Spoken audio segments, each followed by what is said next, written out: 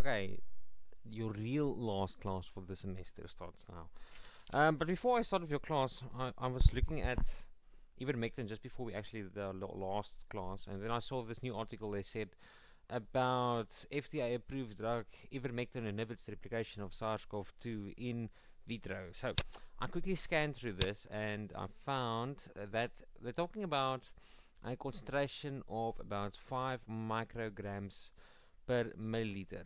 If I can remember correctly, yeah, 5 micrograms per milliliter gives you a 98% inhibition of coronavirus replication at 4 days. Sounds very good in vitro, but then I crunched the numbers for the pharmacokinetics of it, because if you want to get 5 micrograms distributed everywhere, you would need about a dose of 2.8 grams for a normal person. Don't remember if you guys can remember your pharmacokinetics. So a dose of 2.8 grams for a normal person is huge. So normally we dose even make them between 3 and 12 milligrams for a person for the antiparasitic effects, for the anthelmintic effects. So is this dose achievable without hurting a person? I don't think so. Is there a way around this? Maybe there is. Maybe you guys can think about that for a while. So ivermectin is still not out of the race. There might be a possibility. But in vitro does not mean in vivo. So we're not sure actually clinically how it would work out. Anyways, that was fun. I actually get excited with new things. But that's in the past now. We're moving on to antiprotozoals. So first we have to understand what a protozoa is. Just a quick recap.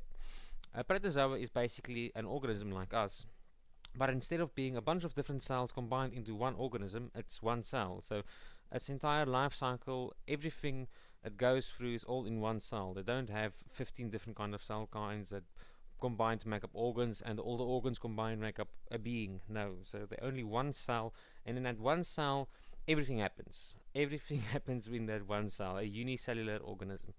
So that's what you need to know. And from there we'll discuss the most important ones. And I put this one here because the most important protozoa organism is probably Plasmodium falciparum, vivax, uvale, blah blah blah blah blah. So one of them, or not all of them combined, are probably the most important ones, and they cause malaria. So you can see in this list here, malaria is still the biggest killer in the world, but at this rate, coronavirus will overtake this number this year, which is insane. Anyways, you can see that sharks only kill 4 people, so nowhere even close to what mosquitoes do. And then you can see here we've got some tapeworm here, 2000, and we've got some roundworm here, 2.5, so that's not so much at all. We have then also the tsetse fly, which gives you trypanosomiasis, and trypanosomiasis is also a unicellular organism, but I'm not covering it because there is no cases of it in South Africa, so that's why I'm not covering it in your work. I also couldn't find any reference to it in the EML in South Africa, so that's another reason why I decided to leave it out. But malaria is in your EML, it is treated, and we do provide a lot of prophylaxis for our own patients going to Mozambique and wherever. So let's continue. Okay, so this is basically what I mentioned just now. Oh, I'm getting a call, hold on. 2 seconds. Okay, so nothing much complicated going on here. As long as you guys understand that it's a living organism that's just one thing on its own, and it does everything as we would do it, but it's just one cell instead of 10 trillion cells. You know, human is 10 trillion cells, so it's kind of insane that you can get everything squished into one cell and it can actually have all of the functions it needs to have to survive and be a living organism. Anyways, let's continue. So they have developed these very clever tactics to evade our immune responses, and you'll see, as is the case of Plasmodium as well, it actually goes into our cells. So it lives in our hepatocytes, our liver cells, and it lives in our erythrocytes, our red blood cells. And as they're living there, of course, our immune system can't see them because they're basically hidden inside of our own cells. So at that stage, they've completely evaded any immune response. And a lot of these protozoals have developed these very clever mechanisms to evade the immune system. And even when they are in the immune system, they have also developed ways of downregulating the Th1 pathway and upregulating the Th2 pathway. And the Th2 pathway does not result in them actually getting killed. The T1 pathway would have resulted in that.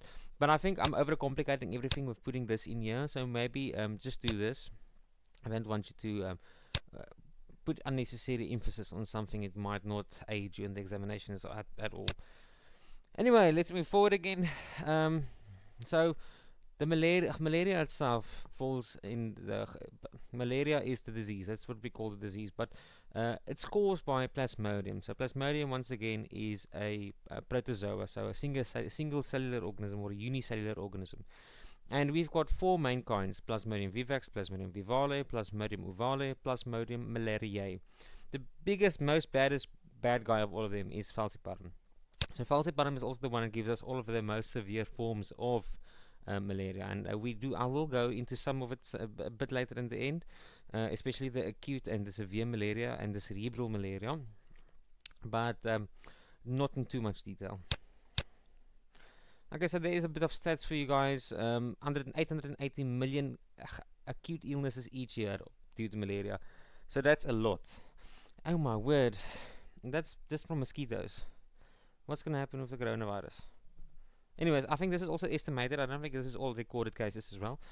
And the one thing I want you to look at here is that your symptoms don't appear until 7 to 9 days after being bitten by a mosquito. So this is important because this we can link to the life cycle of the mosquito itself.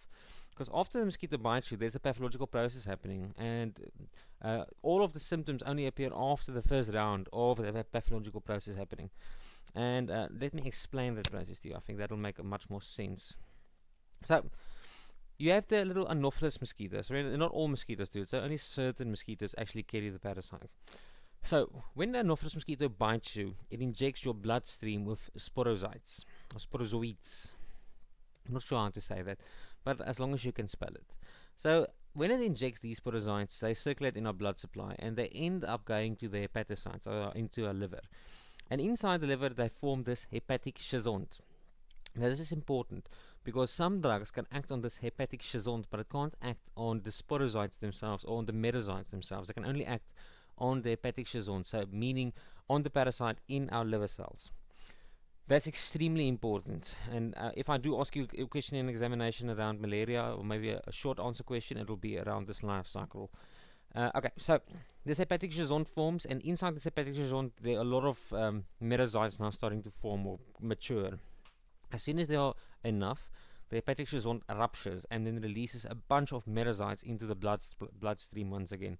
So once they reach the bloodstream, all of these metazoites go for different red blood cells, and they all go into a red blood cell. This is almost like HIV. It sounds very similar, doesn't it? Just not a CD4 cell, a red blood cell. So now it attaches to the red blood cell, goes into the red blood cell, and starts now a erythrocytic phase, they call it. And now it starts creating trophozoites within the red blood cells, and eventually the red blood cells will also burst. And when the red blood cells burst, these trophocytes will go and infect more red blood cells, just like the metazoites did earlier. And some of these trophocytes will mature into gametocytes. Then you get a male and a female. And the male and the female will be reuptaken by another mosquito when the mosquito bites you. And then these two would make babies inside the mosquito. And then their offspring would be sporozoites. And sporozoites will once again be injected into the next person. So, interesting life cycle, all in all. There's an asexual life cycle happening in humans and a sexual life cycle happening in the mosquito itself. So this entire organism has two cycles to its life. It's like, I'm living now in KwaZulu-Natal, and I'm going to move then to somewhere else. And then my children will move back again, and we'll go back and forwards all the time.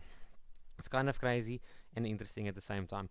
So the takeaways I want for you guys here is that we have a hepatic schizont and we have a erythrocytic schizont, or a blood stage schizont. Everything in the liver cycle is called the pre-erythrocytic phase, and the erythrocytic phase is everything in the red blood cell and the bloodstream. And what I also want you to look at is, as this is happening, a lot of the liver cells are bursting, so we are destroying a lot of our liver cells. And a lot of our erythrocytes are also bursting, so we are also destroying a lot of our erythrocytes. So a lot of them are dying in this process, and a lot of the pathophysiology can be tied to the death of a bunch of red blood cells, like anemia, and the death of a bunch of hepatic cells, like liver failure. And yes, there was one more thing I wanted to mention here that's also important for me. Oh yes, when the mosquito's bitten you, these sporozoites, when they infect the hepatocytes, they don't just immediately create thousands of themselves or millions of themselves and release themselves. This takes about 7 to 9 days. So the pre-erythrocytic stage, the stage that happens in the liver, where the hepatic schizont is formed, takes about 7 days. So only after this stage will you get eruption, metazoites going out and infecting everything else. So that's why it's about 7 to 9 days before you actually get symptoms, because this is completely asymptomatic. You won't know this is happening inside of your body until it actually bursts, and then it goes out. This should also, in a certain sense, explain to you why you need to take prophylaxis so much longer. Because as soon as this cell ruptures and releases all of these trophozoites, metazoites, they will reinfect red blood cells, and eventually they'll go back and infect the mosquito again. Oh, wait. I do have a bit of a better explanation there, but let me just get there a bit later on. I have to just double check myself again. Okay, but generally speaking, there's a long lag between the mosquito biting you and you getting actual symptoms. That's one of the most important things I want you to know. And then also that's linked to the drugs we're taking. So do we take a drug short term or do we take a drug long term? Got it. But I will get there maybe a bit later on. Maybe for now that's enough enough detail for the life cycle. Okay, I will get back to that. The timing about your prophylaxis you're supposed to take. So that links once again to just the entire life cycle and how long it takes for the hepatic chisel to actually burst. So, but let's go on, and we'll get back there a bit later. Maybe just digest that in your brains for now. So, I think I've gone ahead and also made this life cycle into words. So after this lecture, you guys can just read through this. It's the same thing as I just explained. Maybe it's better for some people just to read through it. And then same thing still going on. I'm talking about the polymerization of hemozoin here. So basically, the parasite itself feeds on hemoglobin, and then inside of this cycle, eating on hemoglobin, there's a bunch of free heme that gets distributed throughout the red blood cell. And this free heme is actually toxic to the plasmodium, so it has a certain enzyme where it can take the heme and make it hemozoin. So if we can inhibit this hemozoin formation from heme, we actually can let toxic heme build up inside of the red blood cell and kill the parasite. That's one of the mechanisms of one of the drugs, but I think I'm still going to get there.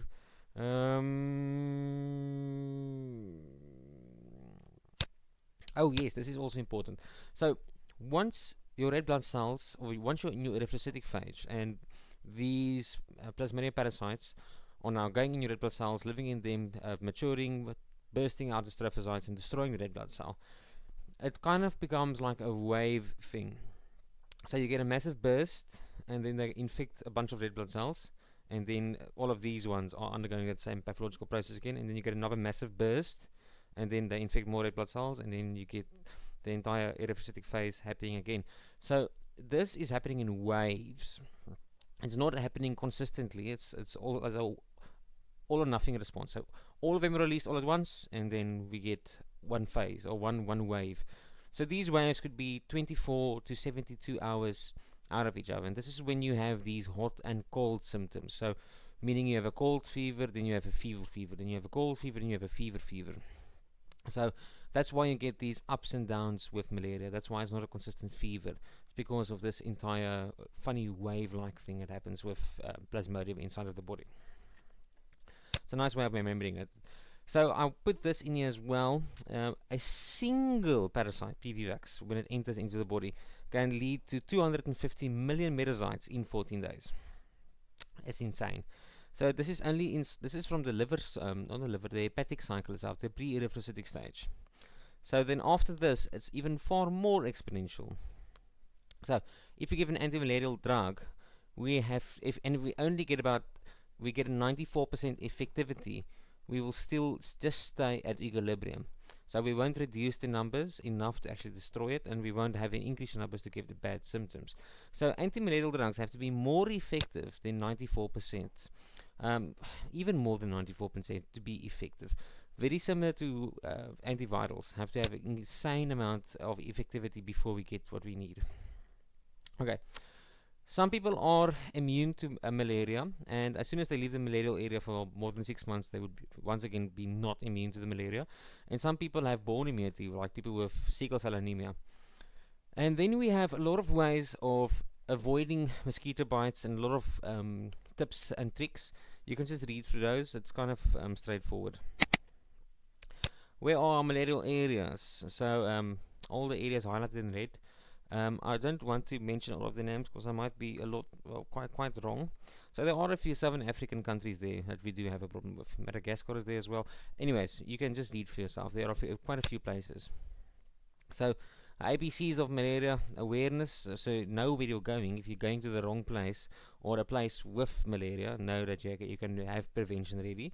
And then when you are there, you have to prevent getting bitten, of course. And even before you go there, you have to start taking your chemoprophylaxis. And this is all very important now for South African pharmacists because we are now in charge of giving chemoprophylaxis.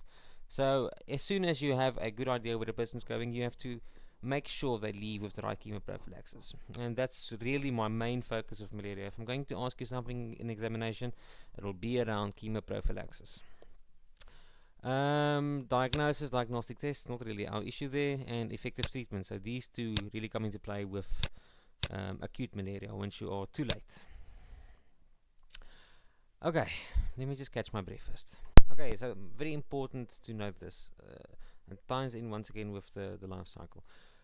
So it's very important to recognize that we get really two kinds of prophylaxis. There's one kind of prophylaxis that aims at inhibiting the schizons in the liver, and one kind of prophylaxis that aims at inhibiting the schizons in the erythrocytes.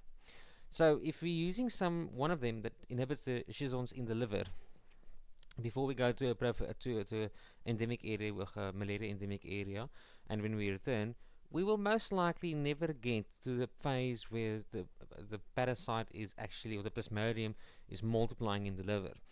So the ones that we use in the liver are amazing because we can start using them later and we can stop using them sooner. So the ones in the liver is like 2 days before, 3 days before we go to an endemic area, and 1 week after the return. Whereas if you take anything that only acts on the erythrocytes and the erythrocyte schizons, you would most likely continue. You would have to take it a week before you go, and up to 3 weeks after, because, and this is what I was talking about earlier, this phase here of the hepatic schizon bursting and releasing all of these merozytes, this can take anything between 7 and more days. So if we're not inhibiting the growth here, and we're only inhibiting the growth here, we have to give the prophylaxis for a much longer time to make sure that as soon as they do release from the liver, we are covered against the erythrocytic phase. So when they do enter the red blood cells later on, we have coverage. That's why anything we're using against the erythrocytic phase or erythrocytic schizons, we have to continue taking for a much longer time, because we are preparing for the release of the hepatic schizons. Whereas if you take something that acts against the hepatic schizon directly, we can take it for a much shorter period of time. And that's important. If I ask you a question in examination, a short answer question, it will be that. Because it really determines how long you have to continue taking it. And it determines your advice you would have to give to a person. If you give the wrong advice, you're giving malaria. Okay, so most of the prophylaxis we use act on the merozytes, or the merozytes within the red blood cells, most of it. The one that doesn't work only in the erythrocytes is atuvacone and berguanil. It's a combination we give, coartem. I think it's coartem. So this is the one that we are also advised, not advised, the one that we can also give as pharmacists. So this is a much better one to use. And then I made all of these question marks because I wanted to ask this in class, but now I've kind of given you the explanation. So please hold on to that explanation. So now we're at chemoprophylaxis. I want to speak about all of the drugs we use to prevent getting malaria. Mefloquine, doxycycline, atuvacone, preguanil, chloroquine. Yes, this is the same chloroquine that Donald Trump takes, because he's scared he's going to get malaria. It's not going to... Anyways, the drugs used... so all of these drugs are mostly used for preventing getting malaria. The ones that are effective in acute malaria is only chloroquine. I don't even... Mefloquine as well, most likely, and the quinine. There was always quinine that we used as well back in the day, but it's completely fallen off the rails because of resistance. So, much like antiretrovirals, antibacterials, we still have resistance that stays a problem right throughout. Okay. Let's see. Okay, let's move on. Nothing I really want to mention there. So we're starting with mefloquine. So mefloquine is the one that we use probably most commonly outside of atorvaquone and proguanil. So the one thing about mefloquine that I really need you to remember is that it has a lot of neuropsychiatric effects. So this really limits how far it can be used, because this is a very nice thing to use, but the tolerability of mefloquine is very low because of all the neuropsychiatric things it causes. So it's cautions and contraindicated if a person has depression, psychosis, schizophrenia, epilepsy. There's a long, long list you can see. So all of this makes it difficult for people to actually take mefloquine. And then it can also influence your motor control. So if you want to have good motor control, or maybe you're a pilot and you're going to an endemic area, it's definitely not for you. It has a huge array of adverse drug reactions, drug interactions, because of this QT prolongation it gives as well. It's neurotoxic combined with quinolones, so if the person was taking ciprofloxacin, you can't combine it with mefloquine as well. If a person is taking antipsychotics, antidepressants, anti-epileptics, then you know it's a disease interaction. So all of those are also contraindicated. So really, this is a drug you have to double and triple, quadruple check before you actually give it out. Okay. Very long half-life, up to 30 days. I think you only take it once weekly for that reason. As far as I can remember, yes. Right? Once weekly dose, 1 to 2 weeks before and 4 weeks after. So you see, we're taking it for such a long time, or we're taking it for 4 weeks afterwards, because it only acts on the blood horizontal stage, on the erythrocytic phase. It doesn't act on the liver itself. So it's not targeting the plasmodium within the liver. It's very important. Once again, all of your advice would be around this. It can also give a person unexpected anxiety and depression while they're away. If you're doing fine motor coordination, let's say for example, you're working with circuitry, working in a cell phone factory, or I can't think, use your imagination. Anyone that needs to have fine motor control can't take mefloquine. You have to give them something else. Something would probably be like doxycycline, or hopefully atorvaquone proguanil is still an option. But you have options. You can see there's a lot of options at least.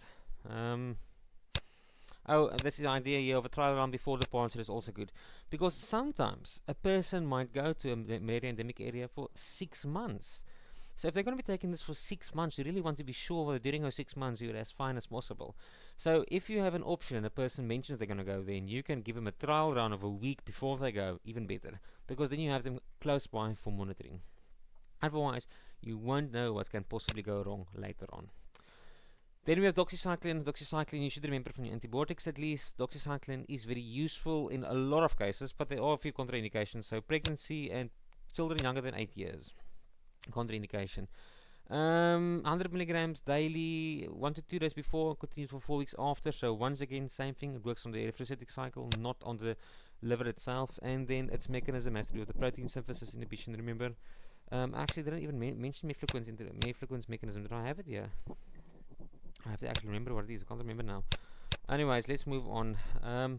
Atorvaquone and proguanil, so both of these are electron transport chain blockers. So the electron transport chain, our electron transport chain is in our mitochondria. So whatever energy we harness from carbohydrates, proteins, fats, etc., will eventually be converted into hydrogen atoms. So hydrogen atoms will be used to make ATP, and ATP will drive all of our energy required processes. So our electron transport chain is essential in our mitochondria to actually get ATP produced. Very similarly, in these organisms, these plasmodium organisms, they also need the electron transport chain intact to produce energy for their cellular things, cellular reactions to happen. They require energy, and the energy is made in the electron transport chain. So we inhibit the electron transport chain, we inhibit their ability to actually utilize energy for cellular processes. So that's the word, processes. Okay. Whew. So atorvaquone and proguanil, contraindication is severe and renal and hepatic impairment, pregnancy, kids who weigh less than 11 kilograms. So we don't have so many contraindications. It's actually quite a few, quite small amount. Take with food, milk at the same time each day, so it doesn't have initiation problems. And then we take it 1 to 2 days before and only 7 days after coming back. So you can take it maybe for 3 months altogether, but only 7 days after you come back. So this is amazing, because this is the only drug combination that acts on the hepatic schizoid phase. That's important to remember once again. Now I've ranted about it enough. So they act in synergism when they use together atypical and proguanil, and the resistance in the combination is far, far less common.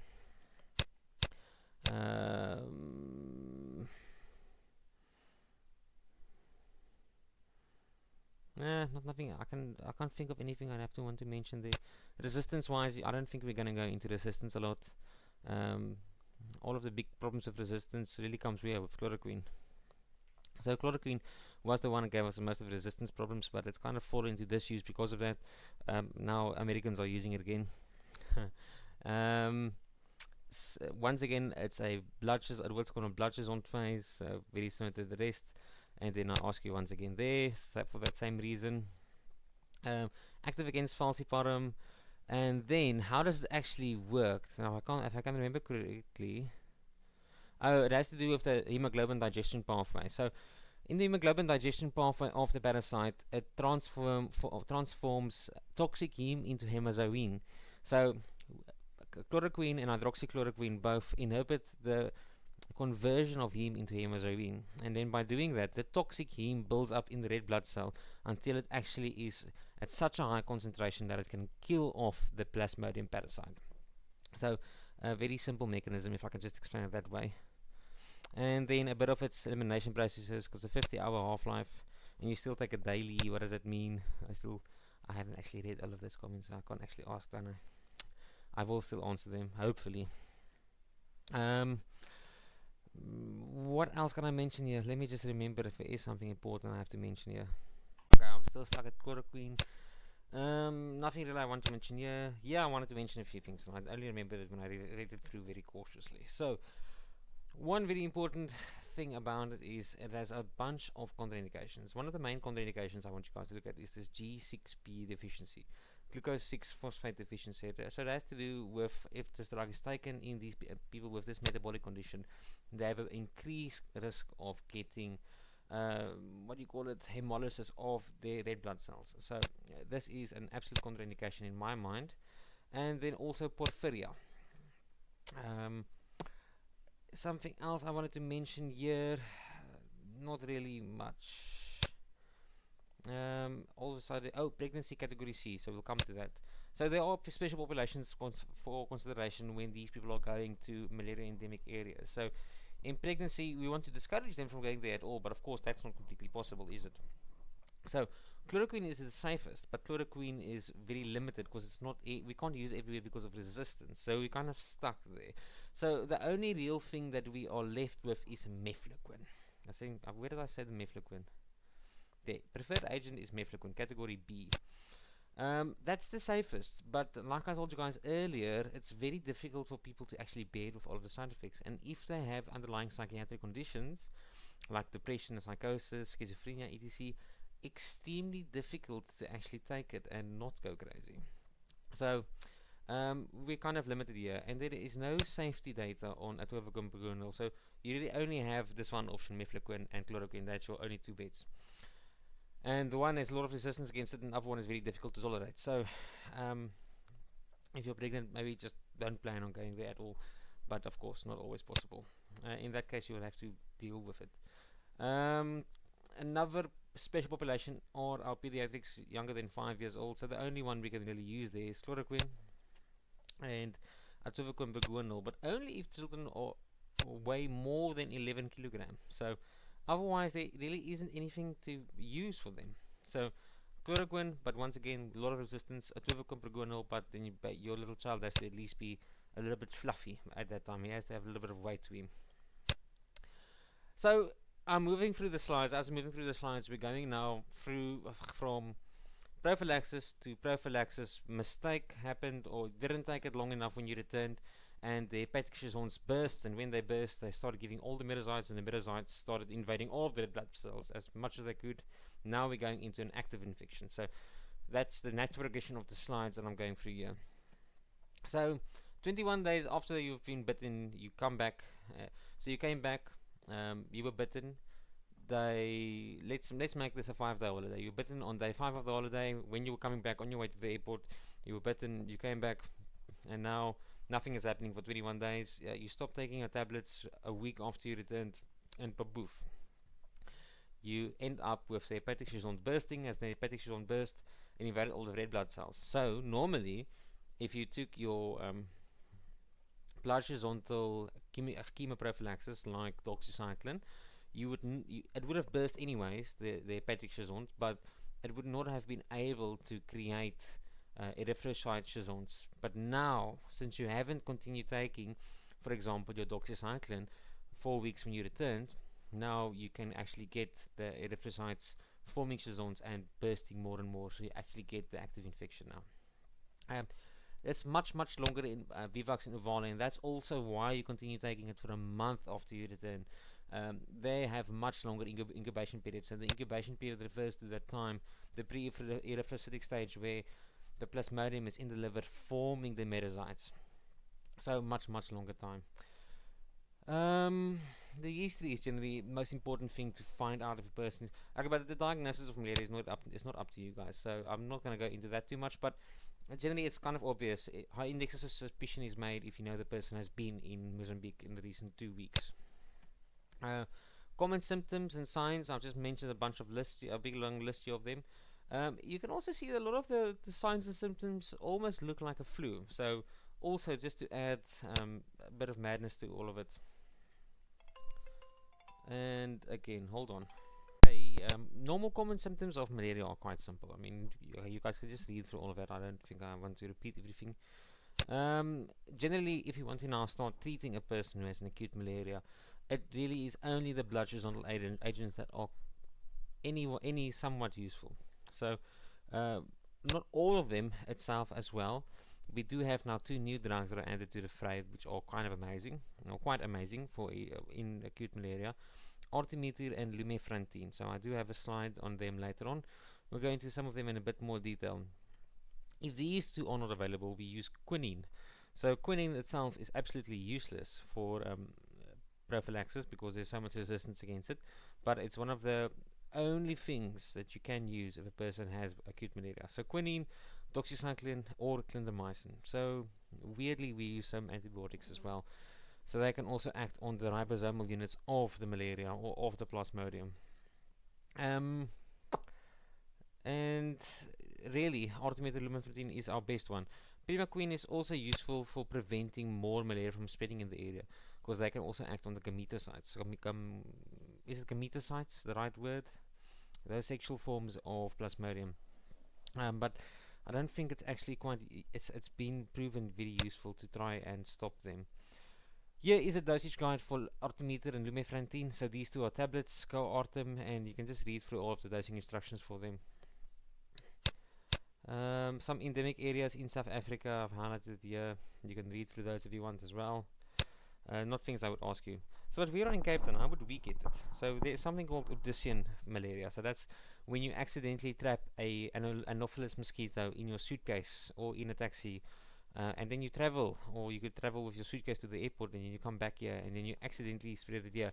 So every now and again you would actually hear of this. So people in South Africa who all of a sudden have malaria, acute malaria, severe malaria, and they're admitted to Tygerberg or however. And this is normally the case how it actually happens. So the mosquito itself won't actually continue surviving in the area. Yeah, I don't think it will. I'm not an animal expert, so I can't say for sure. But it hasn't happened, so that must mean something.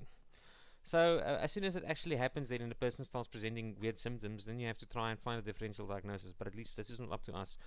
But there really is a very broad range of differential diagnosis to try and make. So it's difficult to figure out if this is actually malaria. So a bit of a history is important. And even if you do have the history, if someone brought the mosquito, you won't know. So thus you wait. And then, if you do then accidentally progress to severe malaria, these are the kind of symptoms that you would be experiencing. A very easy test for malaria would just simply be looking at the blood. If you look at the blood in a microscope, you would actually be able to see all the malaria little parasites, the plasmodium around the red blood cells, etc. It's quite easy to see, because they are quite large unicellular organisms at least. Okay. So all of these findings can be related to the disease itself. So I'm just going to go into a few of them that are actually explainable. There is explanation for metabolic acidosis, but I can't remember how it goes. Severe normocytic anemia. So normocytic meaning the cells look normal, they're not abnormal, they're not too big, not too small, so they're right sized. But we have anemia. Remember, it's because all of those metazoites burst out of their erythrocytes. So we are losing erythrocytes. So we are getting our hemoglobin levels are dropping. So we get severe anemia of less than 7 grams per deciliter. So that's quite severe. Hyperparasitemia. So as these things are spreading, each red blood cell invaded will lead to thousands more metazoites spreading. So it's an exponential process, and eventually we have insane amounts of parasite in our bloodstream. And as soon as we have insane amounts of parasites in our bloodstream, you can expect something like a surge reaction to follow. Hyperlactatemia. So what this means is that these people who have severe malaria start to get lactate buildup. And the reason is simply due to not having enough hemoglobin. So remember, hemoglobin is supposed to take oxygen to all of the muscles, etc., all of the periphery. So if we do not have enough oxygen, our muscles tend to go into anaerobic metabolism, and we start producing lactate. So the lactate levels start to go up and up and up. And this is also the same thing in SIRS and in septic shock. In septic shock, you will also see the same thing. People's lactate starting to go up and up and up because they can't get adequate amounts of oxygen to their muscles, and then you see the lactate starting to go up. It's also a nice marker to use if you want to see if a person is progressing well in their infection, but this is for very severe infections. It's not something that happens in all infections. Renal impairment, very same as the one I told you guys with COVID of MODS. So it has to do with the hyperparasitemia, and has to do with septic shock. So as soon as you have pre-renal failure, or you don't have enough blood supply to your kidneys, you get pre-renal failure, and you can see this renal impairment. So you could see serum creatinine going up. Pulmonary edema, I don't really have a nice explanation for that one. There is a nice explanation for metabolic acidosis. It has to do with no, wait, I can't remember it exactly, so it's not important. I'm just trying to let these things make a little bit sense to you. If they make sense, then you would remember them a bit more. Clinical findings, multiple convulsions. So if you get severe malaria, you also get cerebral malaria. So the convulsions could be the cerebral malaria part of it. Circulatory collapse and shock. So this 100% links with hyperparasitemia and hyperlactatemia. Anuria. Anuria links with renal failure. So if you have pre-renal failure, your kidneys aren't functioning, you don't actually get enough blood flow through your kidneys, you won't produce any urine, so you won't actually urinate. Jaundice itself, I mean, remember, your liver cells are bursting open to release these metazoites, so you're losing liver cells. So as you're losing liver cells, you get a hepatocellular injury, and then jaundice can follow. And then remember, someone mentioned this INR for the DILI. It might be that you can use an INR in this case. But if you lose a lot of hepatocellular, if you lose a lot of your hepatocytes, then you end up losing a lot of your coagulation factors. So it might mean that your INR becomes larger. So larger meaning you're going to be bleeding more, might. Not 100% sure about that one. Bit of assumption from my side, but let's keep the work as interesting as possible.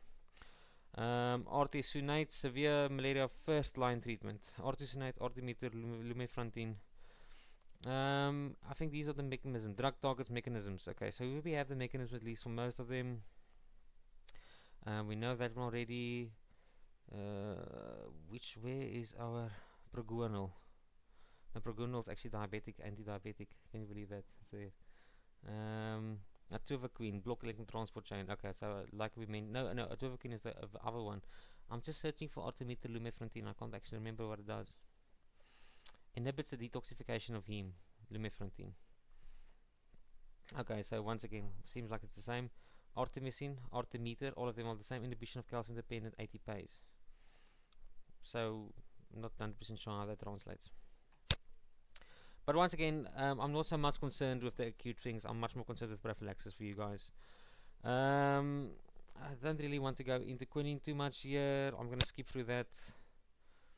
I think you guys can just read through some of it. Some of it's not really important to me.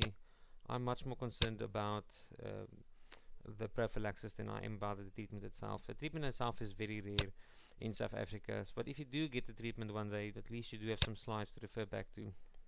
So you guys can go read through this. Primaquine is the only one that can actually inhibit the sexual forms, so that's interesting about it. Not much I want to mention there. So pimaquine the same as with, I think it was mefloquine. Yeah, mefloquine. Is it mefloquine? Glucose 6 phosphate deficiency, so those people actually can get hemolysis because of it. So it's contraindicated for them. So we actually get a lot of this enzyme deficiency in South Africa as well. So that's maybe a problem to actually be quite aware of. I don't really want to go into too much of this. Okay, I'm gonna skip through the rest of the acute malaria. I think you guys have enough work. If I do ask you something about acute malaria, it will most likely be around the symptoms, because I want you guys to relate the symptoms to the pathophysiology. The actual disease, the actual treatment of the acute malaria, I'm not really going to go into too much. Okay. The next last little bit I want to go into is a few examples of not a few examples, there's only 2 examples of other amoeba, other singular cellular organisms causing gastrointestinal diseases. So this is really relating to Entamoeba histolytica and Giardia lamblia. So these 2 amoeba can also give us some. It's very similar to the parasitic diseases you got by the nematodes and the nematodes and the triptodes. Do I have the right name? So, but it's very similar to the anti-helminthic infections. So they also tend to stay in the colon and give you some side effects in the colons. And I think this is also maybe why I became confused with eggs and cysts. So these actually give you cysts that basically live are the eggs of the amoeba and the protozoa. So, but we do have 2 more. Entamoeba histolytica, it's spread exactly the same way as all of the parasites were in the helminthic part of your work. And this can actually give you, no, is this one? Well, it gives you chronic diarrhea. Both of them give you chronic diarrhea. So Giardia lamblia and Entamoeba histolytica. Something that's specific about Giardia lamblia is that it gives you a certain steatorrhea. So it means you're pooping fat. So for some reason, when you have Giardia lamblia, you end up pooping a lot of almost slimy feces. That's something very specific I can mention to you guys. Spreads the same way, contaminated fecal contaminated water, fecal contaminated food, ingestion of that lives in the intestinal walls or in the intestines, and then you poop out the cysts, and the cyst gets eaten, and that's the entire thing, how it continues going and going and going. Treatment for it is metronidazole. Quite interesting if you ask me. Metronidazole is the treatment for Entamoeba histolytica and for Giardia lamblia. And then there's a lot of things you can just quickly read about it. Interesting interaction I can maybe mention is just the alcohol interaction. So it causes a desulfuram reaction, meaning that if you are taking metronidazole while you're drinking alcohol, you cannot convert alcohol. No, you cannot convert aldehydes from the alcohol metabolism into non-toxic metabolites. So in the alcohol metabolism, you get alcohol. Alcohol is changed into aldehydes via alcohol dehydrogenase. Then you get aldehyde dehydrogenase, and alcohol dehydrogenase is supposed to break down the aldehydes, so they no longer give you the neurotoxic effects. So if you can't break down the aldehydes, the desulfuram reaction, if you take metronidazole, you can't break down the aldehydes, then you get up more aldehydes, and these aldehydes end up causing a lot of neurotoxicities, and that's what gives you the hangover effect. So if you take metronidazole and alcohol together, you will get a hangover effect.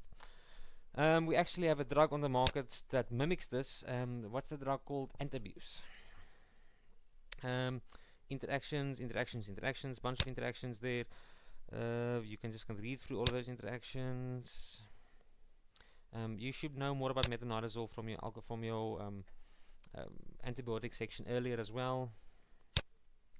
And then trypanosomiasis, I didn't really go into it all. It's the African sleeping sickness spread by Trypanosoma gambae, rhodesiense, and there's one more of them as well.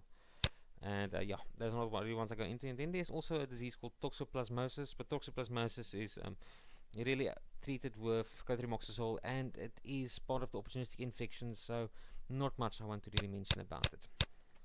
Okay, so can we say this? The last bit of your slides on the acute infection are more for self-study than actual explanation. I think all of the most important things I want to explain, I have explained, so you have some more references on your own you can go through. And then, can we say that that covers the semester's work and that you guys are tired of seeing me and tired of hearing about me. I would accept that. I can completely understand that. That's it for today, and that's it for the semester. And if you guys want any more classes, just let me know.